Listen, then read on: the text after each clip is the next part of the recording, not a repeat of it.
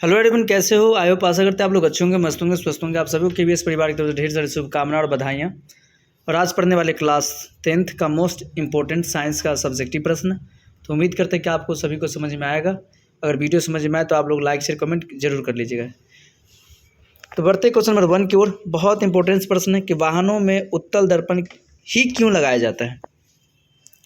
वाहनों में उत्तल दर्पण ही क्यों लगाया जाता है? तो आंसर लिखेंगे क्योंकि उत्तल दर्पण सदैव सीधा प्रतिबिंब बनाते हैं। क्योंकि उत्तल दर्पण जो होते हैं सदैव मतलब हमेशा सीधा दर्पण बनाते हैं। इनकी दृष्टि क्षेत्रफल बहुत अधिक अर्थात लंबी दूरी के भी वस्तु का वास्तविक प्रतिबिंब बनाते हैं, क्योंकि ये बाहर की ओर वक्रित होते हैं। समझे क्यों होते हैं? उम्मीद करते हैं कि आप मेरी बातें समझ गए होंगे। क्वेश्चन नंबर 2 है, प्रकाश के अपवर्तन से आप क्या समझते हैं? जब प्रकाश की किरण एक माध्यम से दूसरे माध्यम में जाती है तो यह अपने मार्ग से विचलित हो जाती है। प्रकाश की किरण को अपने मार्ग से विचलित हो जाना ही प्रकाश का अपवर्तन कहलाता है। मतलब अपने मार्ग को बदलना ही प्रकाश का विचलन कहलाती है। राइट, चलिए बहुत बहुत बधाई हो। उम्मीद करते हैं कि आप मेरी बातें समझ रहे होंगे। प्रश्न संख्या 3 है,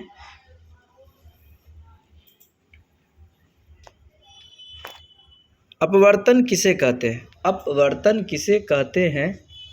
आंसर है जब प्रकाश की किरण एक माध्यम से दूसरे माध्यम में जाती है तो यह अपने मार्ग से विचलित हो जाती है। यह विचलन माध्यम और उपमाध्यम में प्रकाश की चाल पर निर्भर करती है। अतः अपवर्तनांक माध्यम में प्रकाश की चालों का अनुपात होता है। राइट, चलिए नेक्स्ट क्वेश्चन नंबर 4 है, जब प्रकाश की किरण एक माध्यम से दूसरे माध्यम में जाती है तो किस प्रकार मुड़ जाती है?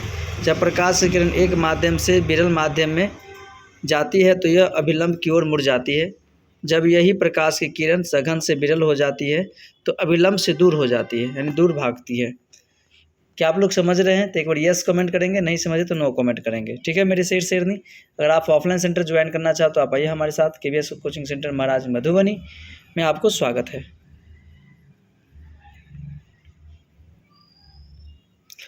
क्वेश्चन नंबर 5, स्नेल का नियम लिखिए। जब प्रकाश की किरण किन्हीं दो माध्यमों के सीमातल पर तिरछ अपवर्तित होती है तो अपवर्तन कोण की जाया के बराबर अनुपात नियतांक होते हैं। उसे हम बोलते हैं स्नेल का नियम कहते हैं। स्नेल का नियम आप बोलोगे तो होगा सेन आई बट्टा सेन आर होता है।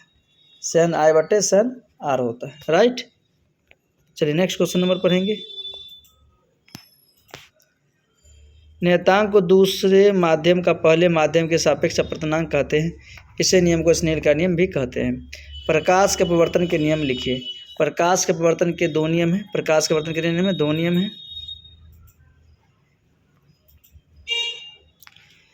आपतित किरण, अपवर्तित किरण तथा आपतन बिंदु पर अभिलंब तीनों एक ही तल में होते हैं। जब प्रकाश की किरण किन्हीं दो माध्यमों में सीधा समतल तिरछ अपतित हो जाती है तो आपतन कोण की जाया तथा अपवर्तन कोण की जाया अनुपात एक ही नियतांक होते हैं। चलिए आखिरी क्वेश्चन, इंपॉर्टेंस क्वेश्चन है कि लेंस की क्षमता क्या है? लेंस की क्षमता क्या है? इसका एसआई मात्रक क्या है? किसी लेंस द्वारा प्रकाश की किरणों को अभिसरण या आपसरण करने की मात्रा डिग्री को उचित क्षमता कहते हैं। यह उस लेंस के फोकस दूरी के व्युत्क्रम के बराबर होता है। एसआई मात्रक डायोप्टर होता है। लेंस की क्षमता को पी से डिनोट करते हैं। किससे डिनोट करते हैं? पी से। तो thank you, best of luck, bye bye, tata. अगर आपको वीडियो अच्छा लगा हो तो लाइक शेयर कमेंट जरूर कर लीजिएगा, ताकि मैं डेली लाइव क्लासेस में आप सभी को स्वागत हो। ठीक है।